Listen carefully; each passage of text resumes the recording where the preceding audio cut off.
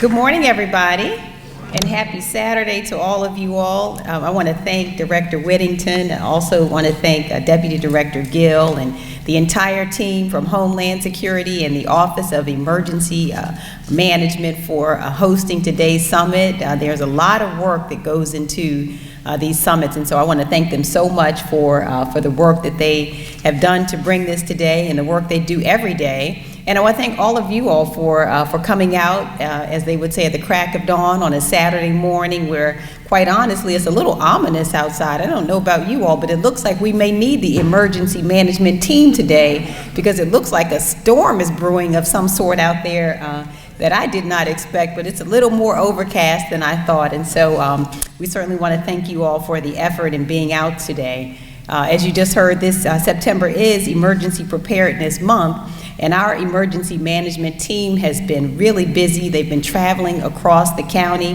hosting emergency preparedness expos in Laurel and in Fort Washington. They've also hosted tables at large community events like the Hispanic Heritage Festival. And they've been working really hard to ensure that all of our citizens are prepared in the event of an emergency. And the theme of the month is Prepared, Not Scared. And we think this is an appropriate title, as we've seen from so many natural disasters, including Hurricane Harvey and Hurricane Irma. These can be very scary events for so many, and so it is really important that we remain prepared for them. Our emergency management team has done a really outstanding job of working with and learning from our regional partners. They are therefore always informed about the industry's best practices, which allow us to provide our citizens with the best information and training on how to stay safe in the event of an emergency. And I have to tell you that I have had the opportunity to see them in action, so you are in safe hands. I can tell you you're in very, very capable hands. When we experienced snowstorms, for example, last winter, I had the opportunity to go into the Emergency Operations Center during the storm to see exactly how they were ensuring that all of our county agencies were coordinated in their responses to the storms. They were also monitoring weather conditions and responses across the region. And it was really, really something exciting to see and really also very comforting at the level of preparedness that our team has. They also did something this summer that in many ways is very sad, but it's just the reality of the times that we're living in, and that is that they did some great active shooter training in partnership with our police department for some of our summer youth enrichment children. Some of the youth that were employed with us this summer, and it is so troubling to me, and I'm sure to so many of you, that we have to teach our children about how to protect themselves at school. But this is really just, again, the age that we are living in, and it is so comforting to know that we will make sure our kids are well educated and well informed and teach our children what they should do in case a situation like that arises.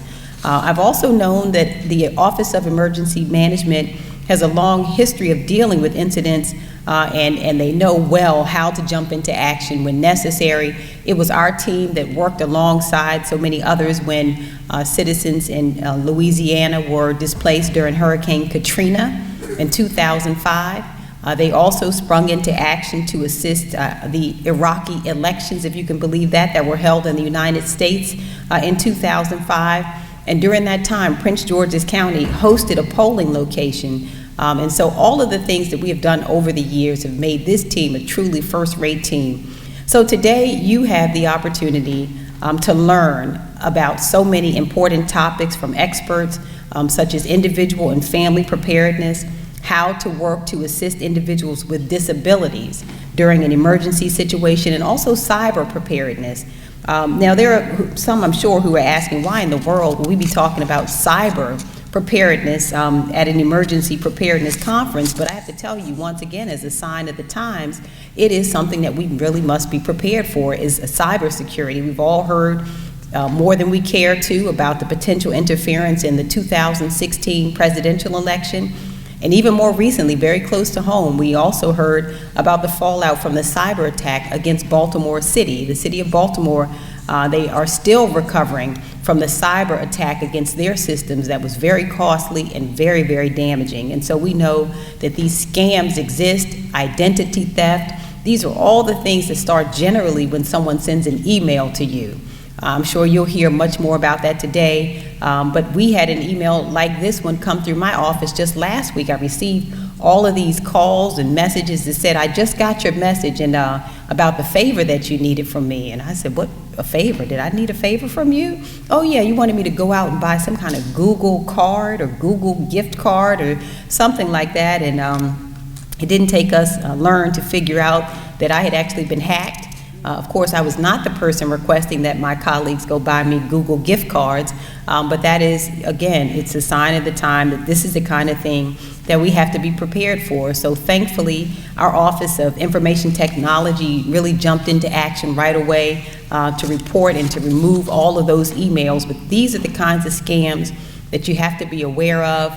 That when you open attachments from a source that is not trusted, you know that very often you open yourself up to some sort of attack. So today is a great step to make sure that you and your family have a plan and that you're properly informed and that you have an emergency kit if needed whenever things arise. And so I want to thank again the Office of Emergency Management and all of the various partners who are present here today who have done great work in the month of Emergency Preparedness Month to make sure that our citizens are well educated. And again, I want to thank all of you all for being here, for educating yourselves, because we know that this is information that you can share with other family members, you can share with your neighbors, share with your colleagues, your friends at church, and that's how this information is circulated. So we want to thank you for coming out as well to support the summit. I hope you all have an absolutely wonderful day today, that you enjoy all the information that is shared.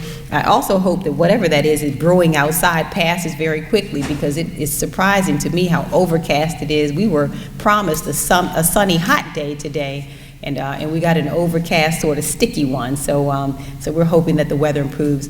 But enjoy today, and again, thank you all so much for being here. And I also want to say thank you again to Director Whittington for her leadership and for all of our other partners who are present. Thanks so much.